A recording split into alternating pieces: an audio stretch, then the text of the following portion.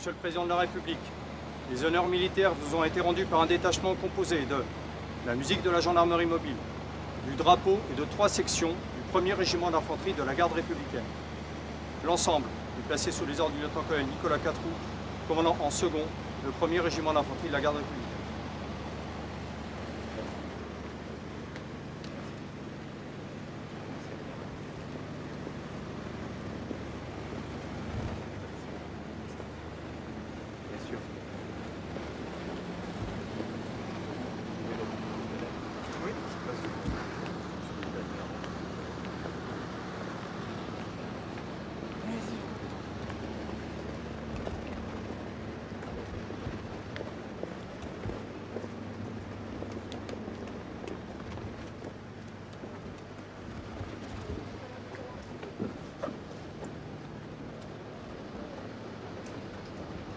Merci beaucoup.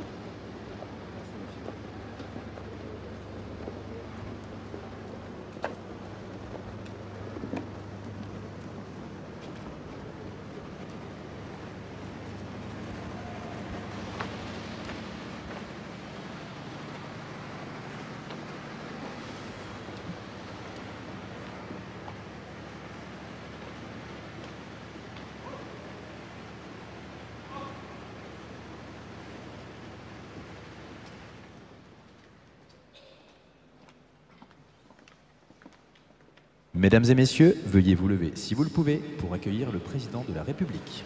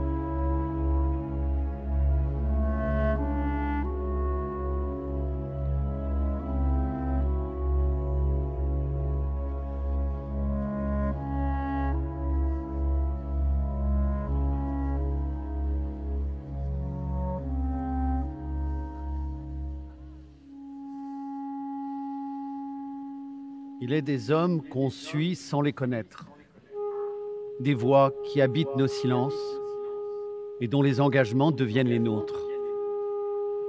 Pour Robert Badinter, Victor Hugo fut l'un de ces hommes. Et parmi les mots qui l'ont guidé, ceux prononcés à la tribune de l'Assemblée constituante du 15 septembre 1848.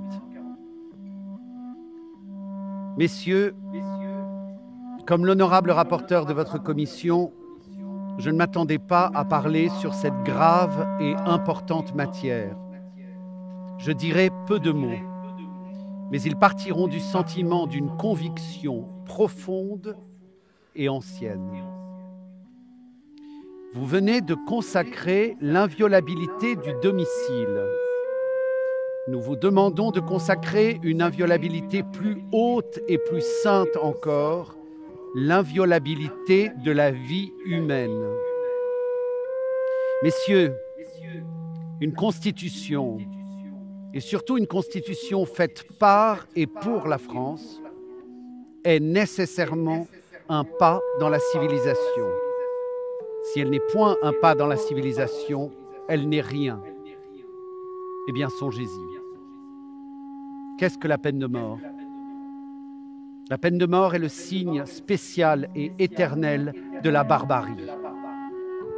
Partout où la peine de mort est prodiguée, la barbarie domine. Partout où la peine de mort est rare, la civilisation règne. Vous ne l'abolirez pas peut-être aujourd'hui, mais n'en doutez pas, vous l'abolirez ou vos successeurs l'aboliront demain. Dans le premier article de la Constitution que vous votez, vous venez de consacrer la première pensée du peuple. Vous avez renversé le trône. Maintenant, consacrez l'autre. Renversez l'échafaud. Je vote l'abolition pure, simple et définitive de la peine de mort. Ces mots de Victor Hugo et tant d'autres qui ont fait date ont donné à la vie de Robert Badinter sa profondeur, sa force de conviction et son engagement sans compromis. Mais s'il s'est tant battu pour la justice, c'est aussi parce qu'il savait dans sa chair ce que l'injustice peut ravager. Car avant d'en faire un combat, ce fut pour lui une histoire de famille, une histoire de silence, d'exil et de perte. C'est là que commence son chemin, dans la mémoire.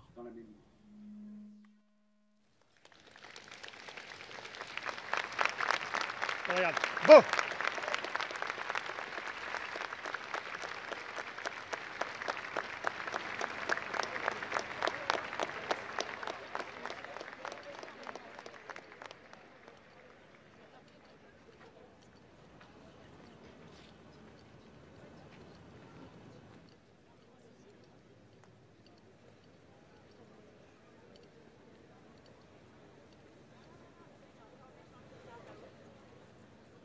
Pivot!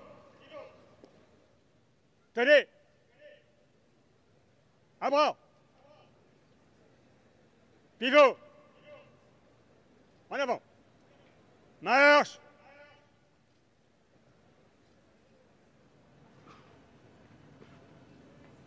Halte! Pivot! Épaulé!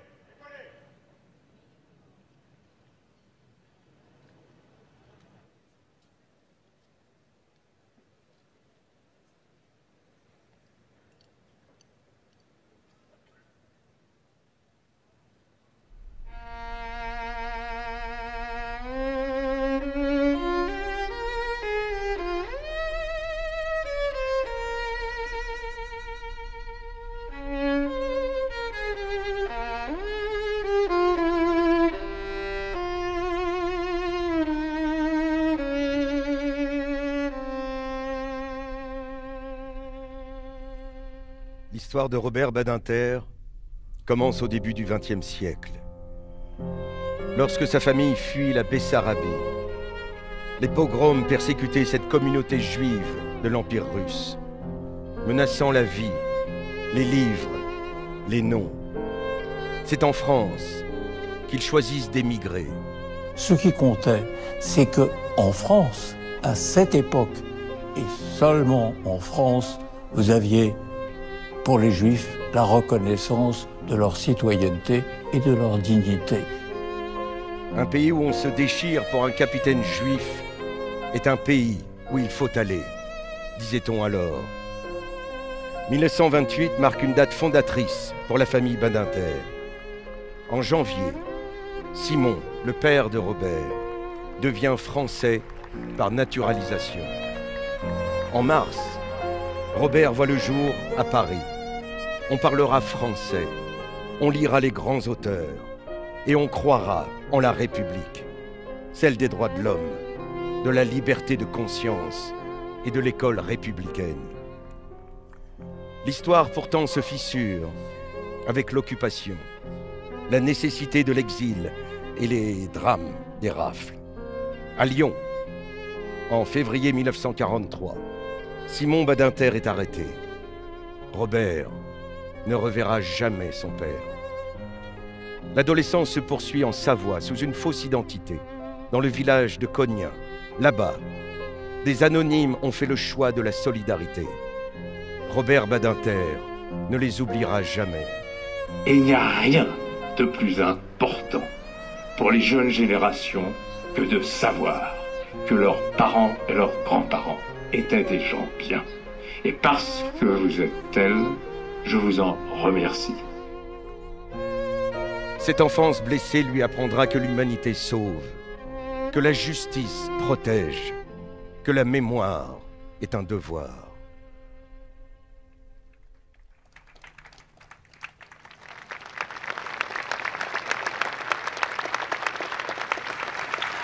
J'avais 13 ans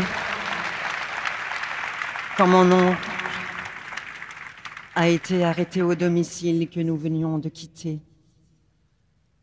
C'était en octobre 1941, pour gagner la zone libre. Il avait été dénoncé. Il a été envoyé à Drancy. Et de là, a disparu. J'avais 14 ans quand ma grand-mère paternelle a été arrêtée à son domicile par des policiers français sur ordre de Bousquier. C'était au début de l'automne 1942. Elle avait 80 ans. On l'a descendue sur une civière et tout l'immeuble populaire où elle vivait s'est insurgé devant ce qui était un crime. On l'a envoyée à Drancy.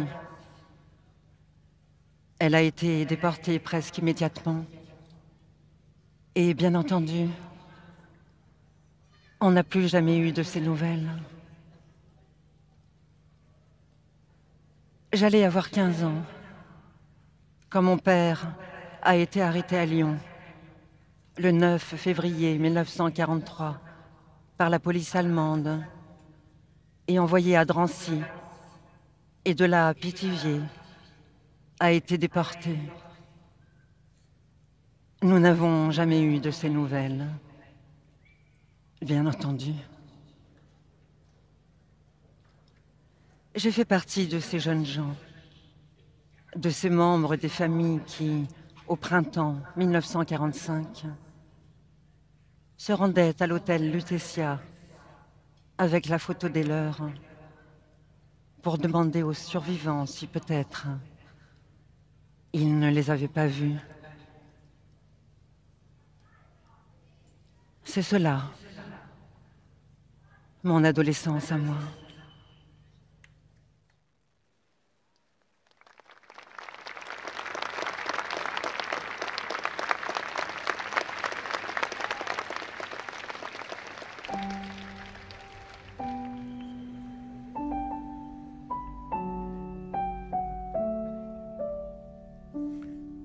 Robert Badinter aspire à devenir professeur de droit. Mais à 22 ans, il doit attendre. Il devient alors avocat au barreau de Paris. Avec Henri Torres, il plaide dans le monde du cinéma et de la presse et représente aussi la Fédération des orphelins de guerre. En 1965, il obtient l'agrégation de droit et réalise enfin son rêve, enseigner. Mais c'est en 1972 que tout bascule vraiment. Son confrère, Philippe Lemaire, l'appelle à ses côtés dans l'affaire Buffet-Bontemps. Ensemble, ils défendent Roger Bontemps. Accusé de complicité de meurtre, il risque la peine de mort. L'opinion publique et la justice réclament un exemple. Bontemps sera condamné à mort et exécuté. C'est ce jour-là qu'il devient militant de l'abolition, le jour où il assiste à la guillotine qui coupe en deux un homme vivant. Il passe, dira-t-il, de la conviction intellectuelle à la passion. Dès lors, il ne plaide plus jamais comme avant. L'affaire Patrick Henry en 1977 confirmera ce combat. Car cette fois, il ne défend pas l'accusé. Il intente un procès à la peine de mort. Ses alliés sont des écrivains, Hugo, Camus, Condorcet, et des maîtres d'audience, Henri Torres, Jaurès, Briand. Ses armes, la justice, la raison, l'humanité. Et sa raison d'agir, un son terrible, tranchant, irréversible, celui de la guillotine, le jour de l'exécution de Roger Bontemps, qu'il n'oubliera jamais.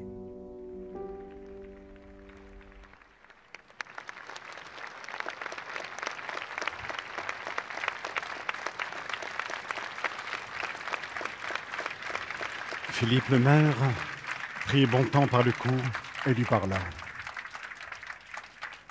Ce n'était pas un discours, mais une incantation verbale où sans cesse revenait le mot « courage ». Tu es bien, tu es formidable, tu as du courage. Seule importait la voix amicale, les mots familiers, cette tendresse secrète qui faisait irruption dans cette cellule et berçait Bontemps au moment de mourir. Ce que Philippe accomplit en cet instant dépassa tout ce qu'un avocat peut espérer jamais atteindre au service de la défense. Il interdit à l'horreur d'entrer. Il ferma Bontemps à la peur, à l'angoisse, le protégea contre tant d'ignominie comme une mère son petit. Bontemps avait mis ses lunettes, il enfilait sa chemise, il voulait se rouler une cigarette, ne trouvait plus le tabac. Un gardien vite lui entendit une déjà allumée.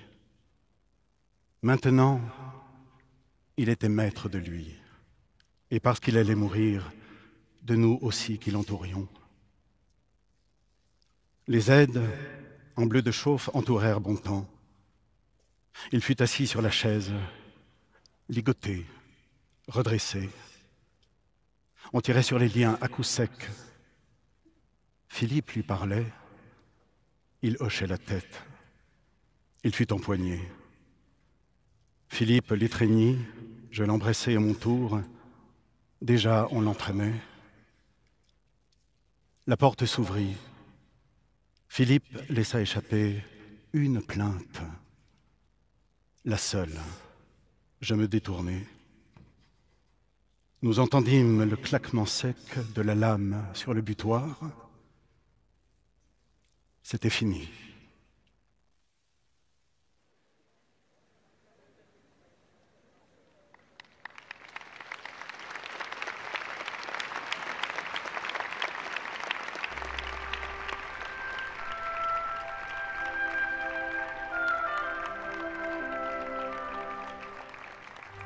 En 1981, François Mitterrand nomme Robert Badinter garde des Sceaux, ministre de la Justice.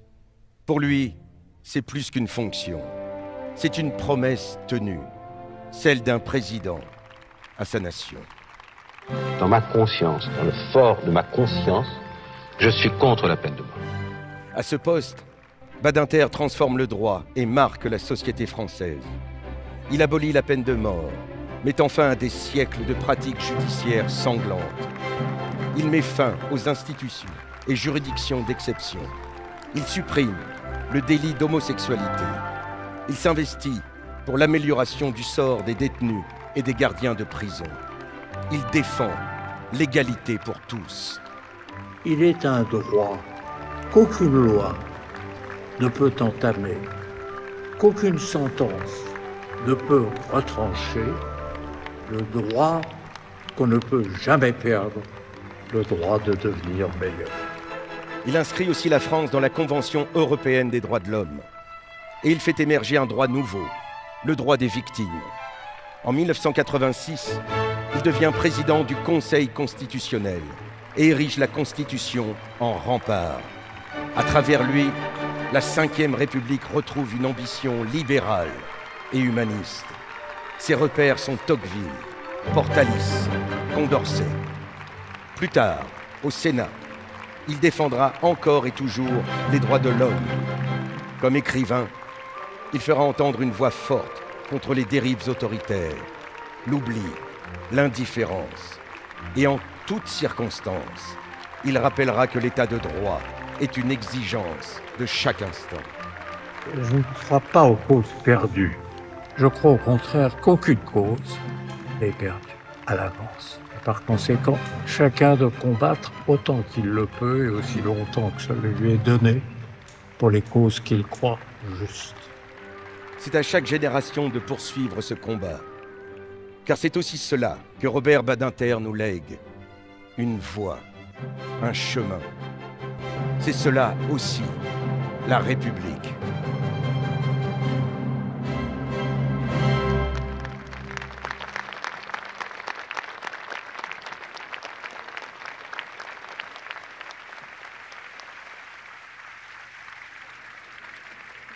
Tout au long de ma vie judiciaire, j'avais rêvé qu'un jour, il me serait donné de transformer la justice française, de lui donner, au sein de l'Europe des libertés, une place éminente. Emportement de jeune homme, épris d'histoire, ambition de la maturité, nourrie par la réflexion universitaire et l'expérience judiciaire, ma conviction était absolue. La grandeur de la France. Ces mots qui aujourd'hui paraissent presque désuets et dont je me nourrissais depuis l'enfance.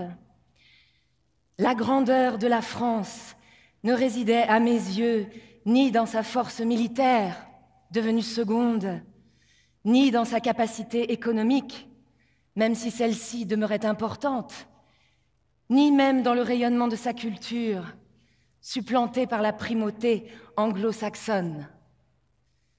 La grandeur et l'influence de la France sont pour moi à la mesure de son rôle au service des libertés. Qu'elle brille chez elle d'un éclat sans pareil. Alors son influence dans le monde se révèle, supérieure à sa puissance réelle.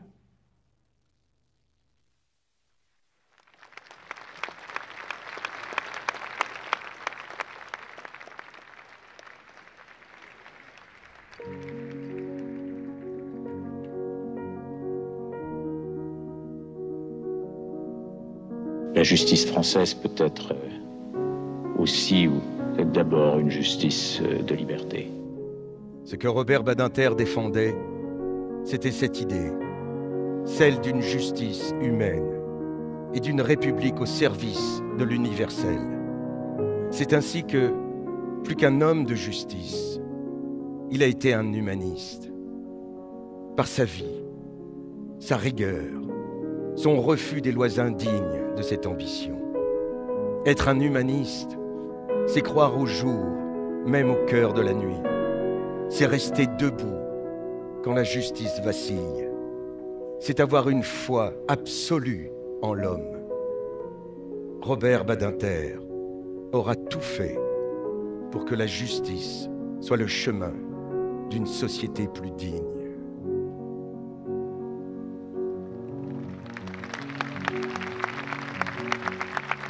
Tenir. À bras.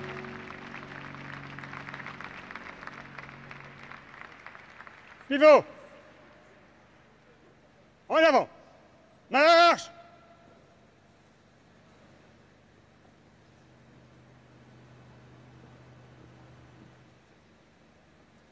Pivot. Osez.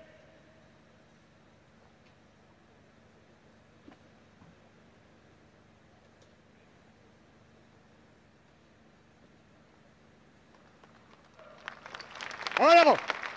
Marche.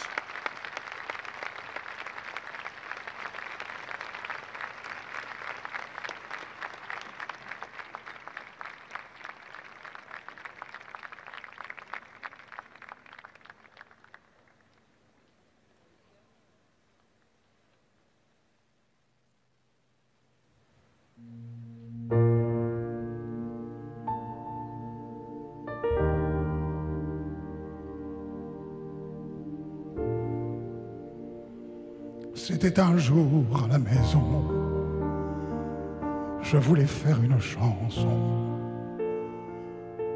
d'amour peut-être, à côté de la fenêtre, quelqu'un que j'aime et qui m'aimait.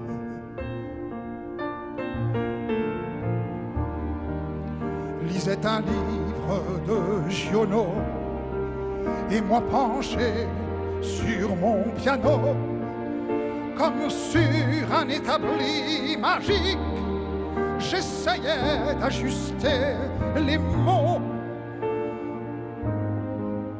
à ma musique. Le matin même, à la santé, un homme avait été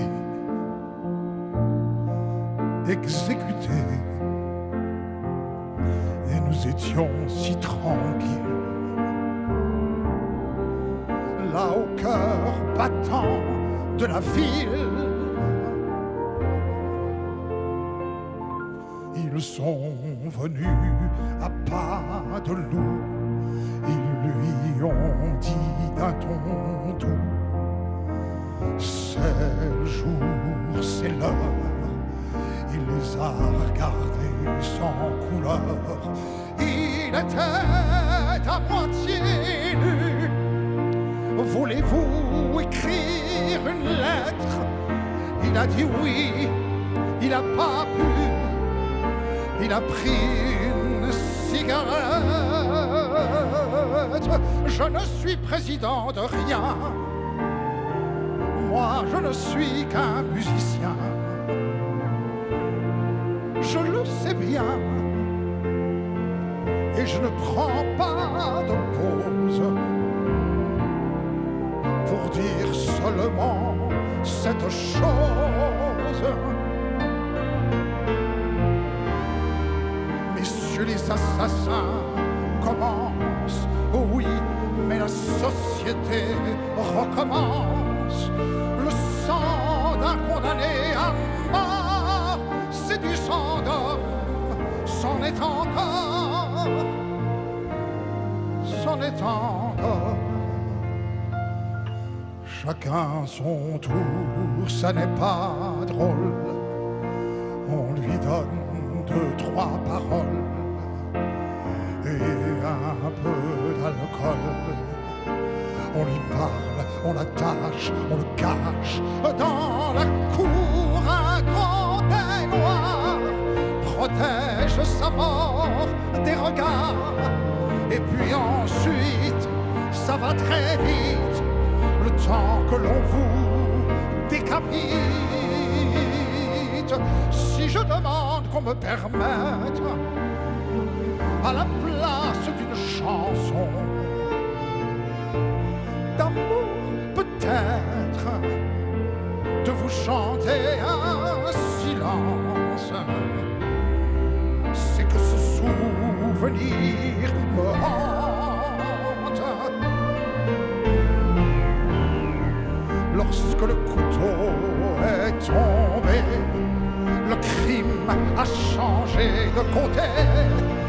Si j'ai ce soir dans ma mémoire un assassin assassiné, assassiné,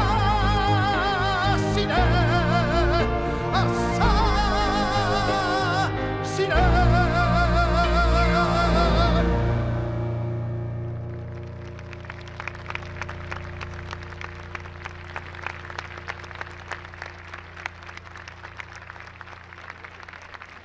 J'ai l'honneur, au nom du gouvernement de la République, de demander à l'Assemblée nationale l'abolition de la peine de mort en France. C'est de France, c'est de cette enceinte souvent que se sont levées les plus grandes voix, celles qui ont résonné le plus haut et le plus loin dans la conscience humaine, celles qui ont soutenu avec le plus d'éloquence la cause de l'abolition. Vous avez rappelé justement Hugo. J'y ajouterai à cet instant, parmi les écrivains, Camus. Comment ne pas penser aussi, dans cette enceinte, à Gambetta, à Clémenceau, et surtout au grand Jaurès.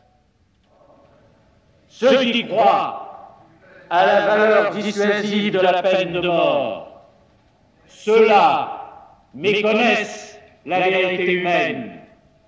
La passion criminelle n'est pas plus arrêtée par la peur de la mort que d'autres passions ne le sont, qui celles-là sont nobles. Seul pour la peine de mort, on invente l'idée que la peur de la mort retient l'homme dans ses passions extrêmes. Ce n'est pas exact. Dans les pays de liberté, l'abolition est presque partout la règle. Dans les pays où règne la dictature, la peine de mort est partout pratiquée. Mais dans une république, dans une démocratie, quels que soient ses mérites, quelle que soit sa conscience, aucun homme, aucun pouvoir ne saurait disposer du droit de vie et de mort sur quiconque en temps de paix.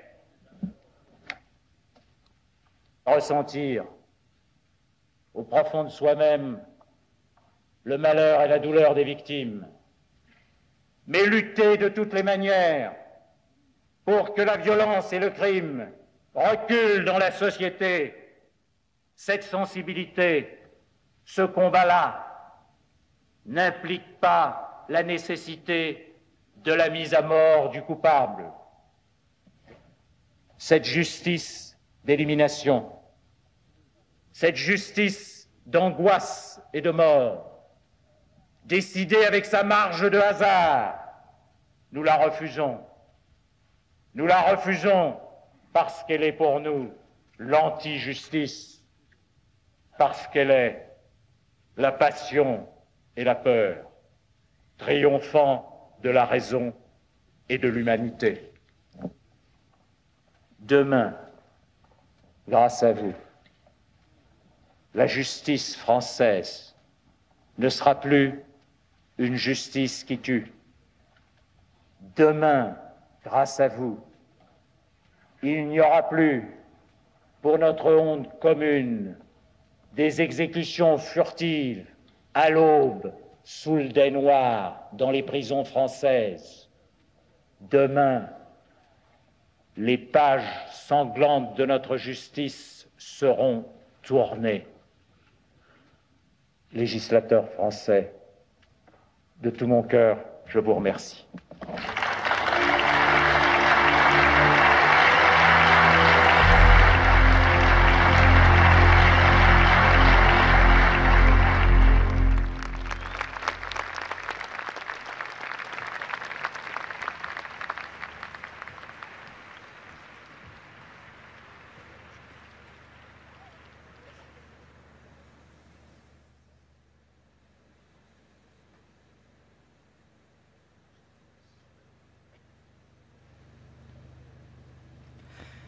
Monsieur Badinter, Aujourd'hui, ce que vous nous laissez, ce ne sont pas des certitudes, ce sont des repères.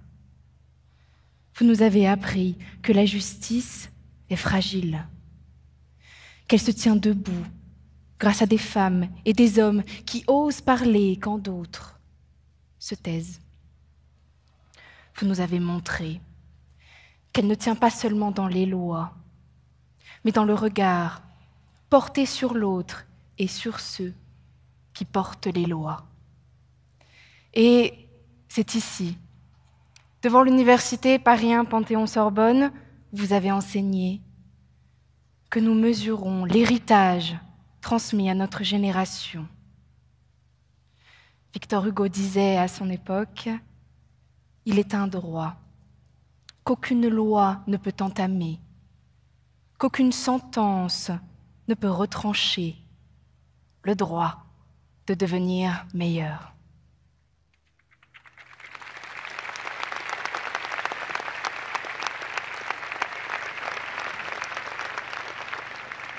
Aujourd'hui, à notre tour, nous prenons le relais pour défendre ce que vous avez incarné, la liberté, non pas comme un droit, mais comme une responsabilité, l'égalité, pas comme une idée, mais comme un combat, la fraternité, pas comme un mot, mais comme un geste. C'est un principe que chaque citoyen peut invoquer. Et par-dessus tout, l'humanité, celle qui refuse la peur, la haine, la vengeance, celle qui dit non à l'indifférence et oui à la dignité. Aujourd'hui, en votre nom, et pour tous ceux qui viendront après nous, nous gardons en mémoire vos mots. Tant que je vivrai, je combattrai la peine de mort.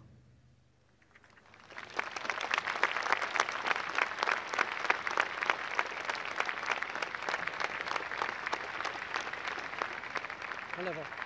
Marche.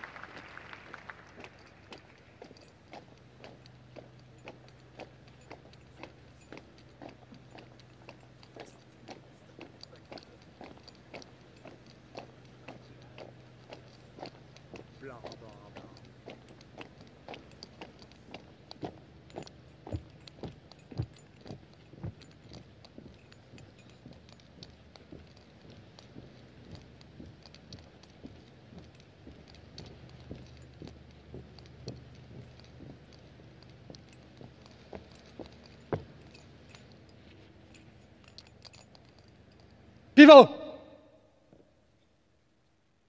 Tenez! Levez!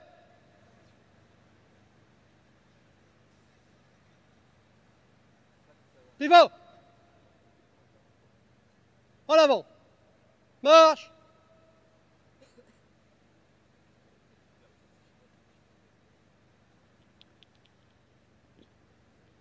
Épaulé!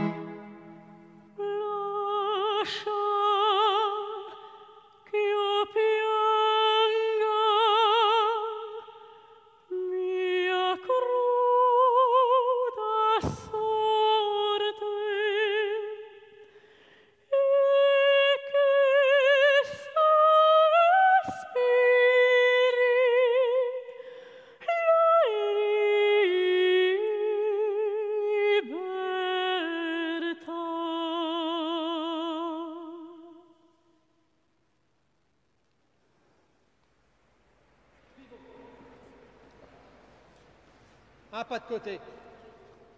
Marche. En avant. Marche.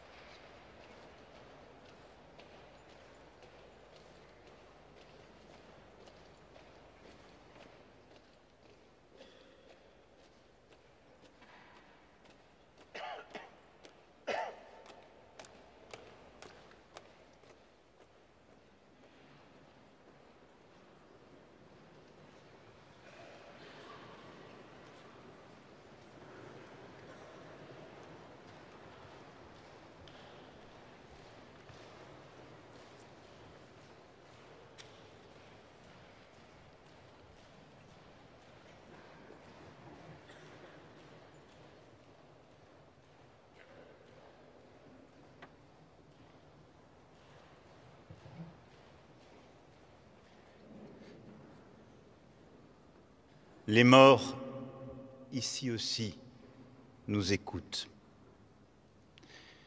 Et il est des voix que nous entendons encore résonner.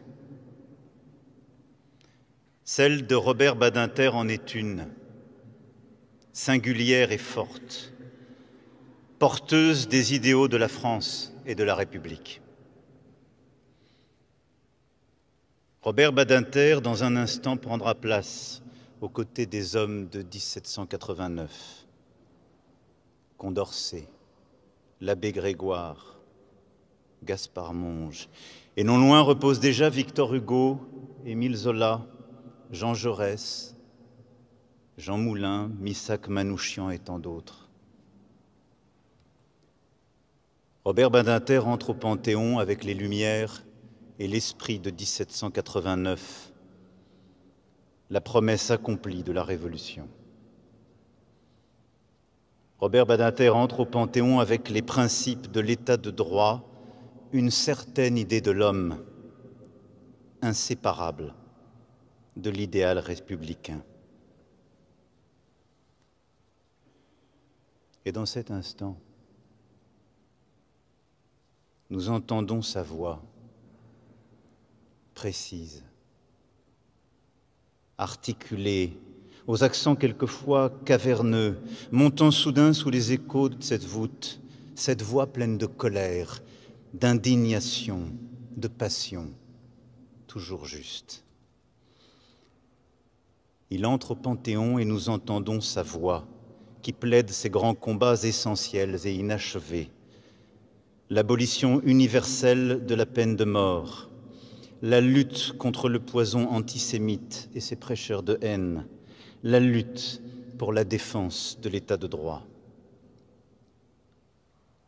Ces combats sont ceux qui traversent les siècles et portent nos idéaux comme la définition véritable de ce que nous sommes. Combat contre l'antisémitisme d'abord. Robert Badinter n'ignore rien de ce qu'est la lutte contre le négationnisme, contre Robert Forisson et tant d'autres, et contre tous les faussaires de l'histoire. On ne renonce jamais à combattre l'antisémitisme.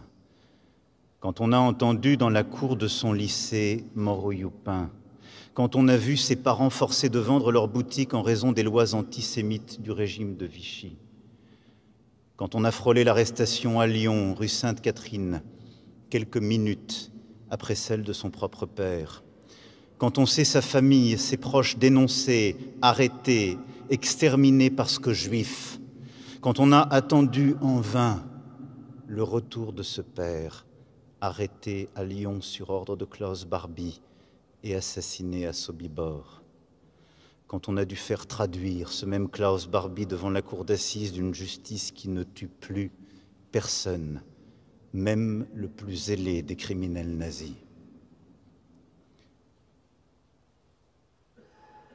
Robert Badinter, né dans les années 20, ravagé par la haine des Juifs, s'est éteint dans nos années 20, où à nouveau la haine des Juifs tue. et notre époque nous oblige. Alors n'éteignons jamais cette colère face à l'antisémitisme, visage premier de la haine. C'est le combat urgent de chacun d'entre nous pour que les Juifs ne soient pas seuls. C'est là surtout l'un des combats existentiels de notre République pour que nous demeurions ce que nous sommes. Combat au nom même de notre universalisme.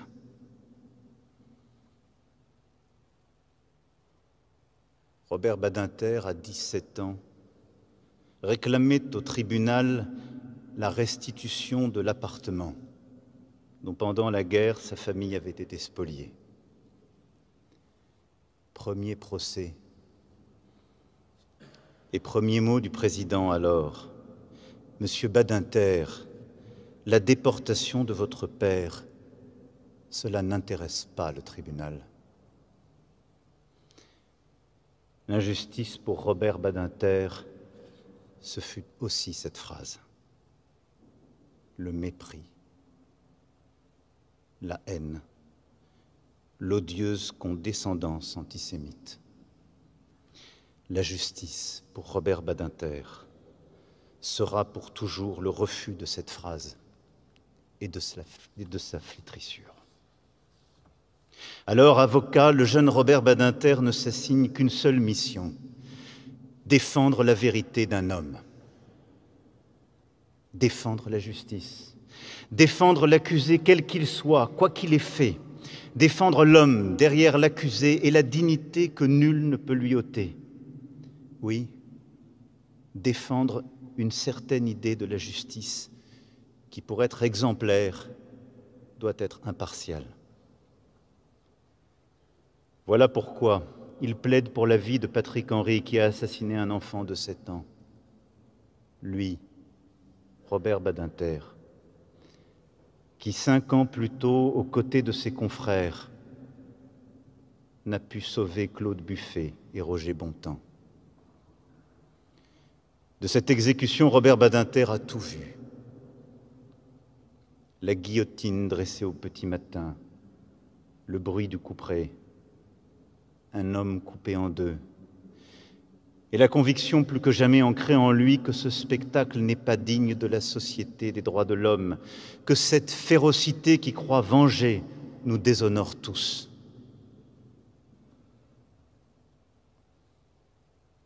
C'est ce chemin de vie qui mène Robert Badinter à François Mitterrand, dont il est un compagnon de route fidèle.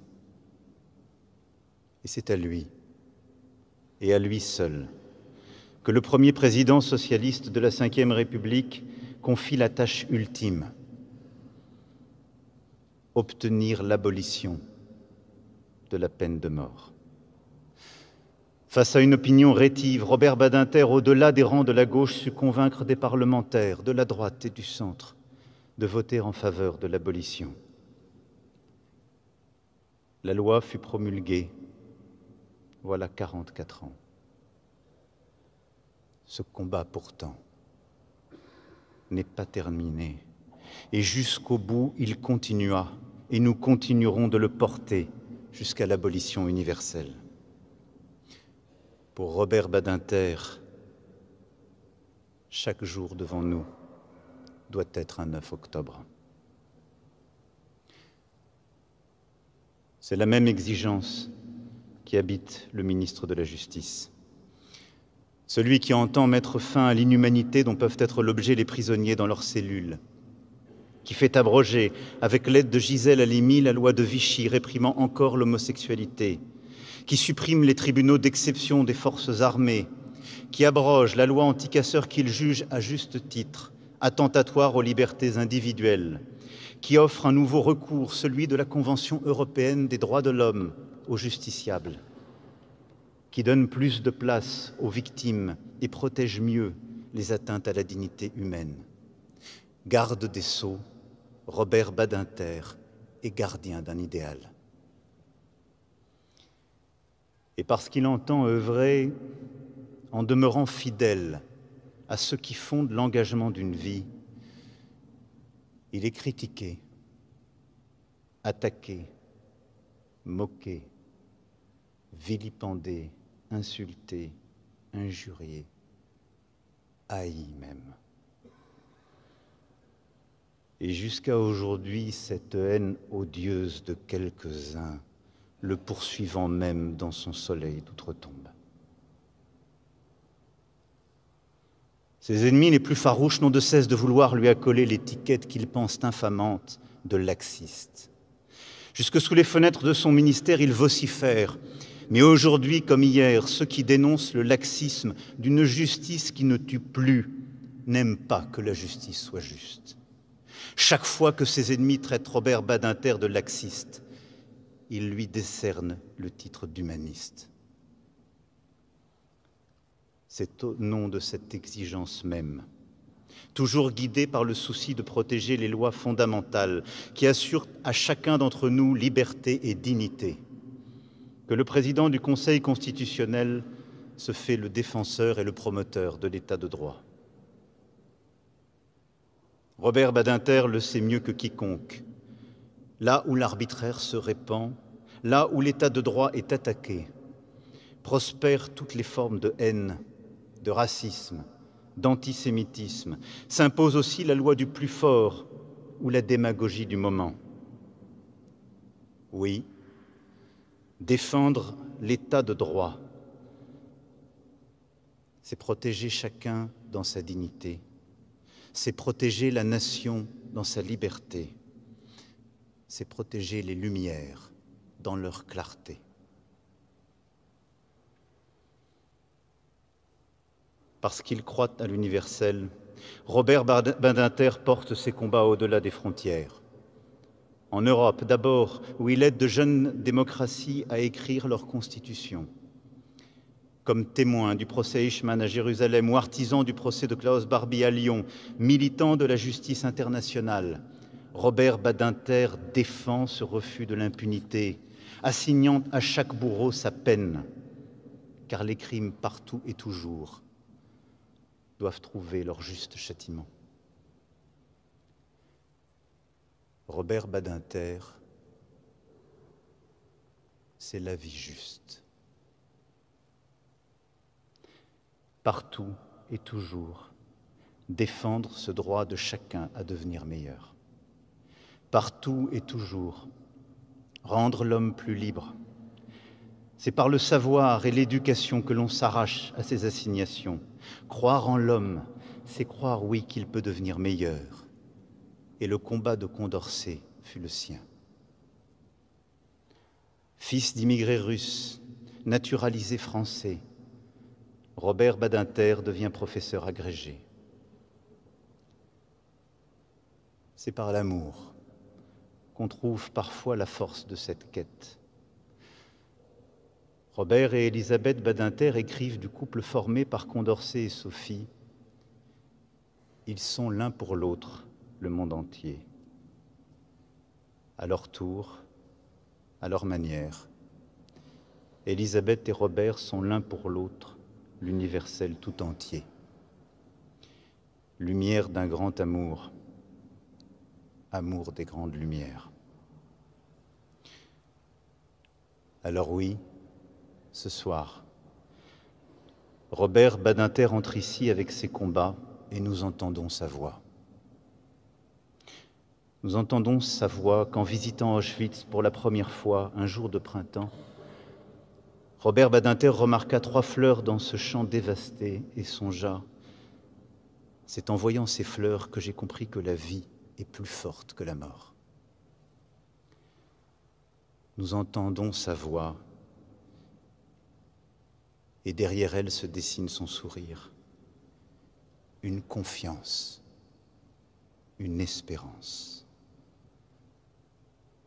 Alors oui, les morts nous écoutent. À nous aussi de les entendre, de nous dresser à notre tour, de porter leur combat à nouveau pour que les vivants espèrent. Vive la République, vive la France.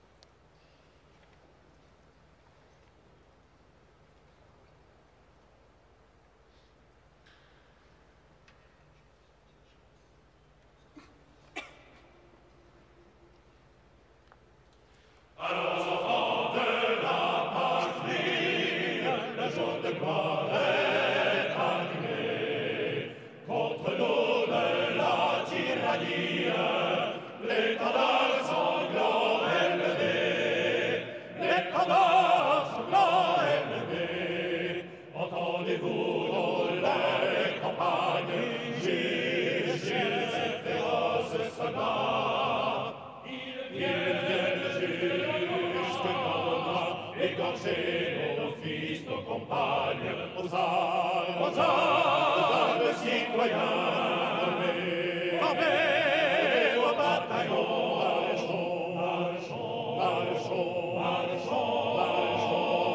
qu'un sang impérable parle de nos sillons.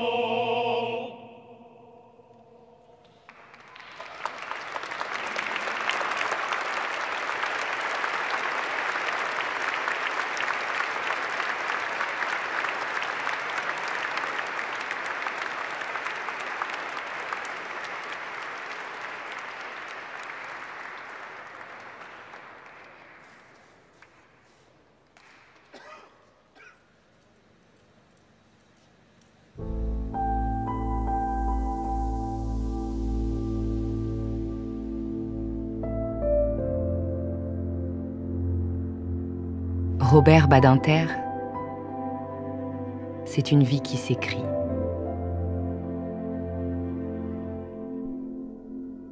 Un destin qui commence le 30 mars 1928 à Paris.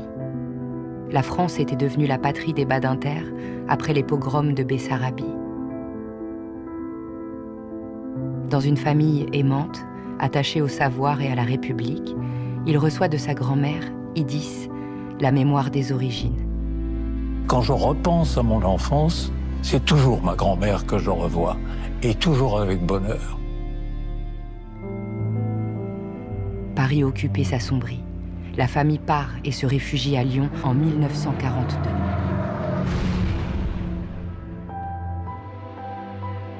« 12 rue Sainte-Catherine, son père est pris.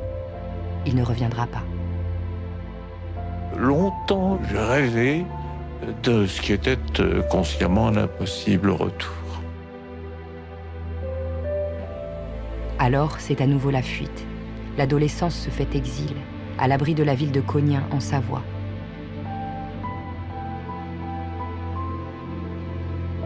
Même quand tout vacille, Robert continue à se consacrer à ses études. Mon ambition première et constante était d'être professeur de droit. Les études deviennent un refuge, une force, une ambition.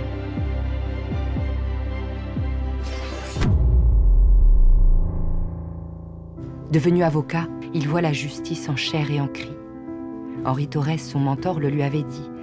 La mort, c'est l'injustice à l'état brut, celle qui ôte à l'avocat sa raison d'être parce qu'elle est définitive.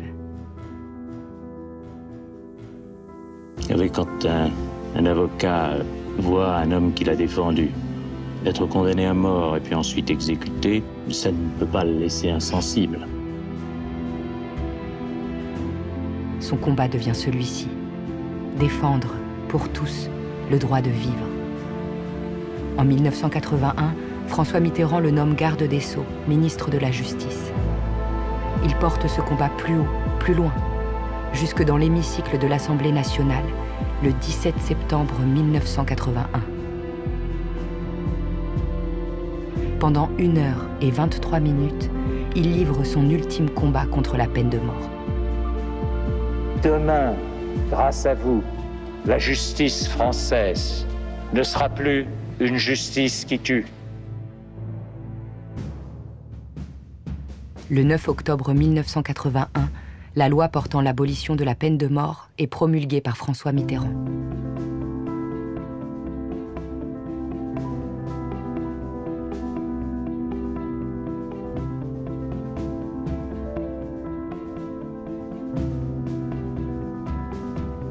Tout au long de sa carrière, François Mitterrand lui accorde respect et confiance, liés par une amitié et une loyauté à toute épreuve.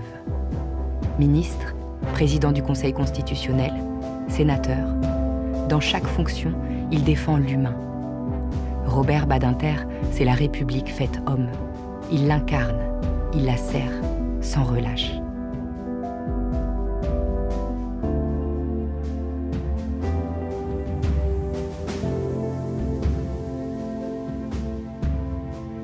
Ces combats franchissent les murs, les frontières, jusqu'au cœur des prisons, jusqu'à Strasbourg, jusqu'au Tibet, toujours au nom des droits de l'homme.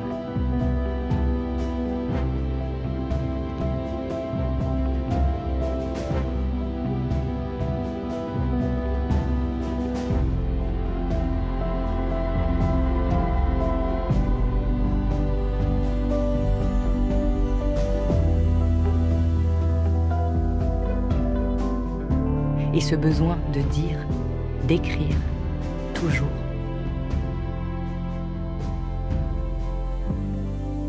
Écrire pour faire histoire, écrire pour faire mémoire.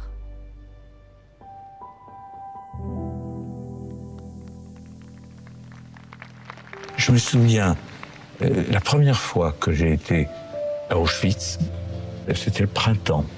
J'étais allé là parce que c'était un devoir à mes yeux. Et là, à l'entrée, entre les interstices des blocs de béton, j'ai vu des petites fleurs qui avaient poussé. Et je suis resté longtemps à les regarder. Et je me suis penché, j'en ai cueilli 2. Et le soir même, quand je suis revenu, j'ai écrit à ma mère en lui disant, j'ai compris, en regardant ça, que la vie était toujours plus forte que la mort. Et dorénavant, c'est ainsi que je vivrai et que je raisonnerai. La vie est plus forte que la mort.